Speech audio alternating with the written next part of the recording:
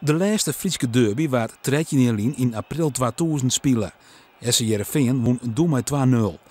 Krijg als nou ziet er doe ik een soort spanning op een wedstrijd. Om rellen, zoals bij Cambuur Rode JC in 2009 vat te komen, binnen de veiligheidsmaatregels naam. Hokker dat binnen, willen de gemeente Heerenveen, lieke hoe ze het net zissen.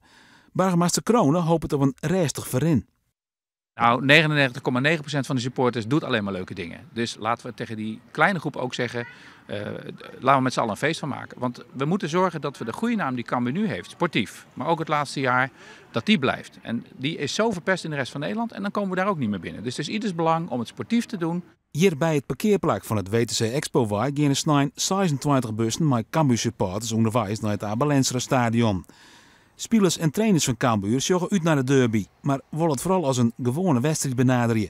Emoties eromheen die begrijp ik allemaal hartstikke goed. Hè. Het is al zo lang geleden dat ze tegen elkaar gespeeld hebben. Volgens mij 14 jaar of zoiets. En dat begrijp ik wel, maar zelf moet je proberen dat normaal te benaderen zoals je alle wedstrijden doet. Dus je bereidt de groep voor op de wedstrijd door middel van trainingen, besprekingen, beelden. Ja, en iets anders is het niet.